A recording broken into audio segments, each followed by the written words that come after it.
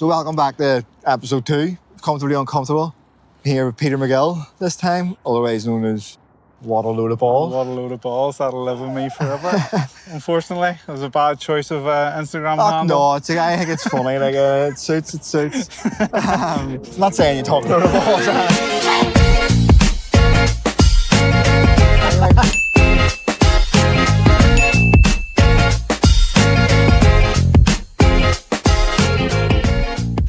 But no, today we went out and played a couple of rounds of golf, and here I really enjoyed it. Couple of good shots, couple of ones we won't talk about.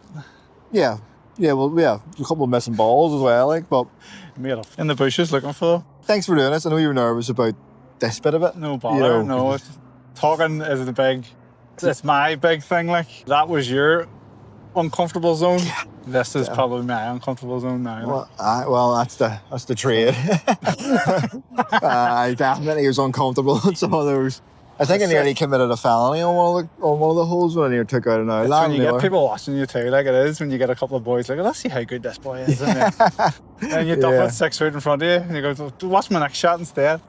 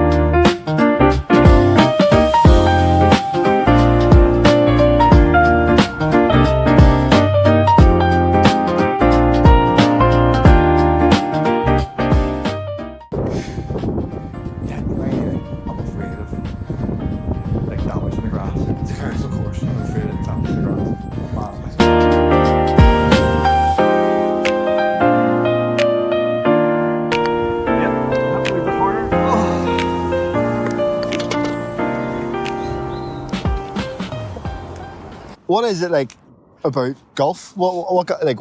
I know we talked a bit about it on the walk around, but what got you into golf, and what was it that wasn't into you? I've always been like a sporty person, like a football. Went to badminton when I was younger. Golf. I played golf when I was younger.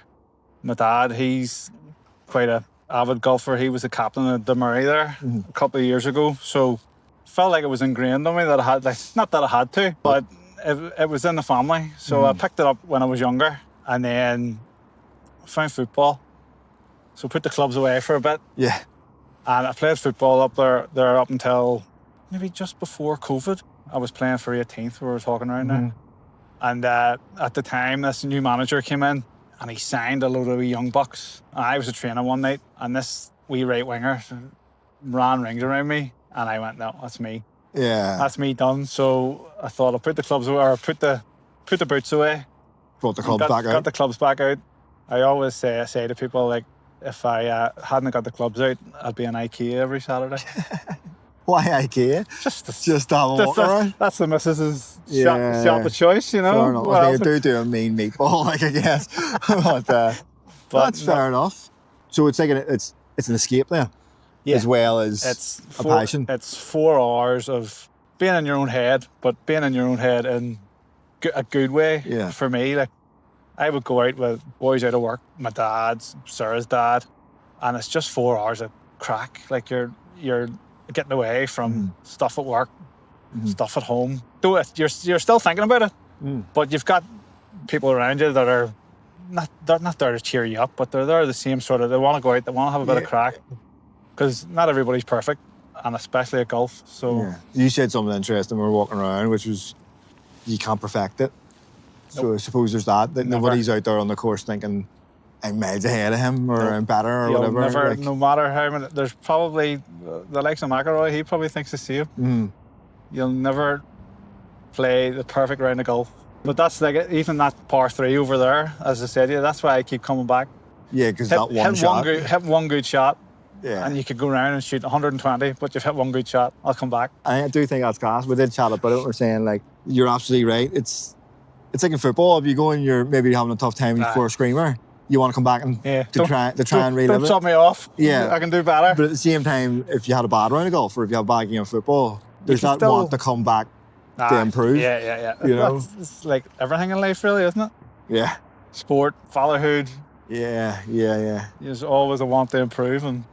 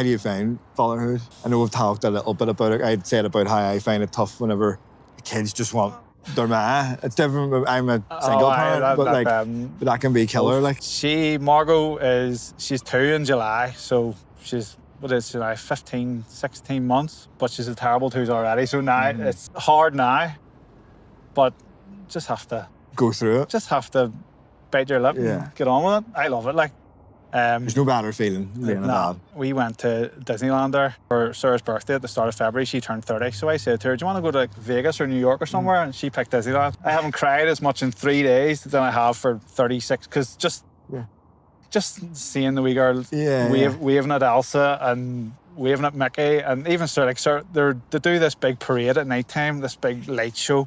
It's all voiced over, and it's all about grabbing everything you have as a kid and passing it on. And I looked around at Sarah, and Sarah was crying, and I was crying. It's a mad experience. No, they have a habit of getting you. Kids in general have a habit of getting. My 2 are the same. Connor and Grace, just the wee developmental leaps and stuff as well. You'll come home from work one day, and Connor will say something, and you're like, "What?" See, I miss that because I work quite long hours. I've said to Sarah before, it's quite hard. She would even say, she started singing Let It Go. And she'd done it one night. I got home from work, and Sarah was like, oh, she's done that before. I'm not missing out because she's doing it on a regular basis, but that's that first wee thing. You're missing the first time. The first time she says hiya, or the first time she sings Let It Go. It's just wee things like that that I find hard. It can be tough. I certainly felt the same way. I don't believe in the whole traditional male-female thing personally, but it kind of falls into place sometimes. I went back to work quite quickly. Did you go back to work quite quickly after? I took a month off. And then thought, I can't do this. So took another. I just said, I'm stressed at home. I'm not sleeping. I'm missing out on quite a lot. And my partner, she had postnatal depression, so that was another. I thought to myself, I need to go home, and there's 2 people in the house now that need not looked after in a sense, but I need to provide, step up. We've had a couple of what's the word? I don't want to say the word because that'll probably set me off. Bad pregnancies, I'll put it that way. So we've had 2, and the first one, I thought I had to be macho. I had to be I don't want to cry. I don't want to. Everything was Sarah was distraught. It was only whenever we actually went to the hospital and they said, that's it. That's the floodgates just... Oh, no, there's no... The floodgates just opened. Unfortunately, I know the feeling. It's not nice. Connor and Grace's mummy, we went through a couple... we went through a lot. We went through a lot of, miscarriages, but they were pre, say, 20 weeks or something. But ours were both very early. Ours were 6 and 7. But again, I wouldn't say I've made my peace with it, but I didn't carry the child. Sarah was distraught. She was she still is to this day. But the way I worded it at the time was I think I said to her, and it went down like a lead balloon. She doesn't like this saying, but I just said to her, everything happens for a reason. And it's a valid saying, I think, but it obviously means to a mum who's lost 2 children, it might not sound the same. I get that. It's such a hard one because I'm sure maybe you might feel this. You had your daughter at the end of it all. Do you know what I mean? Yeah. So even though we had went that's- through so many losses, we had Connor at the end of it. It's hard. It's a hard one to grieve because there was such an amazing outcome from it. No, I say that to her all the time. Like, look what we have now. Yeah. This smiley, happy, bubbly wee girl who, like, I wouldn't change it. No, absolutely. Yeah. But as of today, I was telling you this. As of today, we are 12 weeks, 5 days pregnant with our second child. So happy days, man. We had the scan this morning. Yeah. I'm buzzing for you, Peter, man. Really am. So, like, I'm not an emotional person, but I can feel my eyes welling up here. But it's just. Here, don't worry about it. Each cameras will call me crying more than enough. Like, no, it was her birthday. The day before we went to Disneyland, she came down, and Margot had a T-shirt on that said "Big Sis." And I looked at her, and I like, is this a joke? And then she told me, and it's just class. But I'm hoping it's a boy, and then that's me. that's me done. I'm going for a snip. Oh well, like I mean, here I have a wee boy, mental. So they do say boys are a lot more mental than girls, but I don't like Grace is nuts. Like, but like Connor, like would have done. They would have just tested the boundaries more. He'd have climbed up and stuff and jumped. Do you know, like to see if it would hurt. No, I think she's the same. Like she would flip off the settee and jump off the bed, and it's scary, but I've jumped into it with 2 feet and I love it. Like, it's class. So you stressed about becoming a dad too, or excited, or a bit of both? Be a hell of a lot less golf. I've been told this year I've got the green light to do as much as I want, so I'm gonna try and hold her to that and try and get out as much as I can.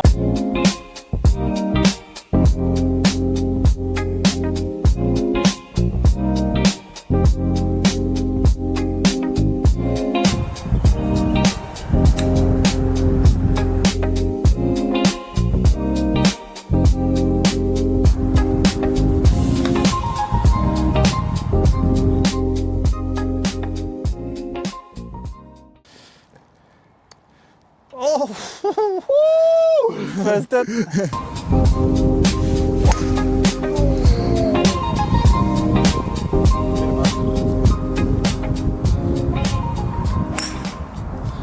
The first 2 weeks was probably not the worst 2, but the most stressed I've been, because the 2 of us jumped into it. Like, you're all right in the hospital because they talk you through it, but see when you get through your door and you lock the door and put the child in the wee bassinet, we just looked at each other and went like what do we do now? And we didn't sleep for 2 weeks.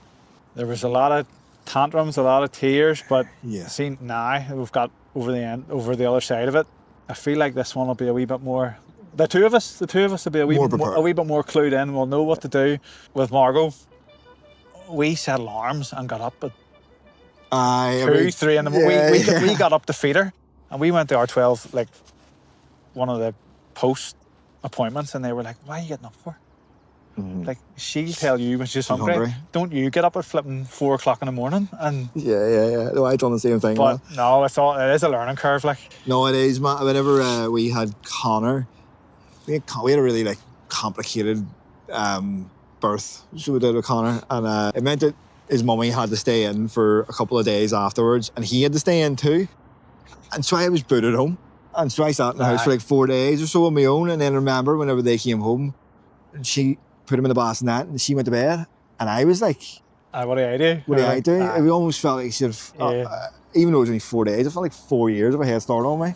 Do you know what I mean? But you're right, the second time around, you will feel a bit more. I think we'll be a wee bit more clued in and know the crack. So I'm looking forward to it. And her due date is actually my dad's birthday. So that's cool. We're going to tell them all this weekend. So he'll be buzzing like, so he will. Awesome. But yeah, here we go. No, that's 2. class. 2. I know. 2 tortures. You're going to have to find time for the golf. Like, it's important, isn't it? Like, to have something like this. Like, I would say now it will be with two kids. It probably won't be as frequent, but it'll be a case of maybe saying to Sarah, look, if you want to take yourself to the Abbey Centre for a couple of hours, then I need my release. I need 2 hours to go around here, or an hour at the driving range, or just decompress. One decompress, but 2, don't forget what I'm doing out there, because it's so easy to forget as well what you're doing. And you're doing the NI Creator Cup, is it? The NI Creator Classic. I thought the boys will love you for plugging that. Like, well, you're welcome, lads. You can send me 20 quid if you want. No, there's 100 golfers coming. I was one of the lucky ones to get picked. It's gonna be a good day. Like, so hopefully we don't get weather like this. Hopefully it's a wee bit sunnier, but you don't really know what to expect with. Yeah. And what do you do in the Creator Classic? It's like match play. So there's 100 golfers. They'll go out in groups of 4, and basically lowest score wins. I don't think I'll be winning it. Like, I'll be someday to take part in, won't you? Like, no, and there's prizes. I know one of the boys who's sort of running it, so he kind of keeps me clued in the loop of we're near going to get hit with a golf ball there. There's sponsorships coming in, and apparently there's a party hole. Good. So it should be good crack. Like, what do you think is the importance of all this? Like, what do you think is the importance of getting out and talking? It's not necessarily about getting out and talking. Well, it is to an extent, but it's about getting out in the fresh air, have your own thoughts, speaking to people, having a bit of crack. Yes, talk whenever you feel like you need to. It's only been recently since we've had the child that I've actually thought, you know what, I've bottled all this up for so long. I've probably had more meaningful chats with Sarah in the past 2 years than I ever had with anyone, because I've thought, what's the point? What's the point in holding it all in? And like, my missus is bad for it too. Like I say to her all the time, talk. You say it too. You tell people to talk. Tell me what's happening. Tell me what's going on. And she says, no, I'm all right. But I could read Sarah like a book. So I know, I can say to her all the time, there's something bugging you. Yeah. Tell me. Yeah. And she says the same to me. But I just feel like, I'm gonna get weird here, but Peter means rock in the Bible, and I just feel like I should be made of stone. Like I should. Like if I have problems, they're my problems. They're my problems. I need to sort them. I'm the man of the house. I'm the provider. I've got wife and kids to look after. If there's something wrong, I need to try and sort it, no matter how hard it is or how long it takes. But in reality, I should be saying, this is what's wrong. Yeah, it's hard to... This is what's wrong. I need help. I need to vent. I need to open up. Yeah, it's hard to step away. Balance. It's hard to balance. It's hard to balance. You need to be able to do that. Yeah, you need to be able to go out and step out. Like, whereas sometimes we just go into ourselves and be like, that's my responsibility. I need to sort that myself. Like, I'm not going to tell anybody. I feel like I can do it a lot more comfortably now. Like a lot more comfortably. And just feel like I have the backing of people. For example, the miscarriages, I wouldn't have... The first one I kept in myself, but the second one, I was, I guess, this is, I feel terrible. Like, it's the worst feeling. It's probably even worse than the first one. Yeah. Because I just thought, oh, you'll have one miscarriage and we'll be fine. But no, definitely have came on a good bit in expressing... Good. Like, expressing how I'm feeling. And the miscarriage is one. It's hard. Yeah, you know, it may have been different for you, but like, it sapped the enjoyment of a pregnancy. Yeah. Because you were just worried the whole time. We paid for extra scans. Well, same. Just because there was like the gap between the 12-week and the 16-week scan. We were like... It seemed like forever. Yeah, so let's pay 70 quid and go and make sure everything's okay. And then the 20-week scan to your last scan, you're like, right, we need to go, make sure everything's okay. And even like, we would be sitting watching TV and Sarah would say to me, I'm just nipped up to the loo. And I was like, was everything okay? Like... Nervous wreck. Yeah, was everything okay? Like, like, are you fine? Do you feel lightheaded? Do you like drink loads of water? Make sure you're eating. Yeah. Like I'm the same now. Like she's only 12 weeks, and she'll tell you herself, I have her pestered, man. You know, like, I have to make sure you're drinking water. Make sure you're eating. You're eating for two. You're eating for two now. Like, no, they get it hard. Like women, no women get it really very hard. I think that's the first time I've probably said that, and it's on record too. Like, but the women get it so much harder. No, they definitely do.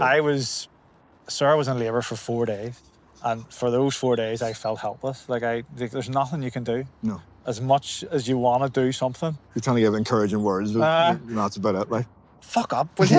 Yeah, I got plenty of that. I tell people all the time, and they take the piss and they say, "Oh, you must be joking." But the 4 days she was in labour were the worst 4 days of my life because I couldn't.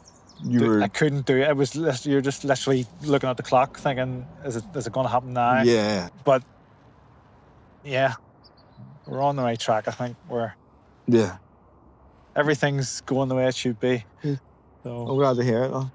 And look, thank you for bringing me out in the course today. No bother. Thank you for being just as the rain started. I know. Thank you for being so open. Like, no bother. I know they're talking about miscarriages is something I haven't even really talked about, and all the stuff I'm doing because it's still something I haven't processed yet. No, well, this is probably the first time I've actually spent guts of 10-15 minutes talking about it, so it's helped me. I'm glad to hear it, but I think you're genuinely very brave for opening up like that, man. Thank you. Cheers. And I'm not just saying that. Like, so thank you very much. Cheers. And yeah, that's like I told everyone I would tell them I enjoyed the thing or not. I definitely enjoyed the golf. Like, I really did. We'll get back out again. Well, yeah, I can't say I'll be any better. Like, but I'll definitely come back out again. Well, when you listen to me, you had a couple of good shots. I did, to be fair, like, whenever you told me what to do, they were all right. Like, so here, thanks very much, man. Thank you for having me.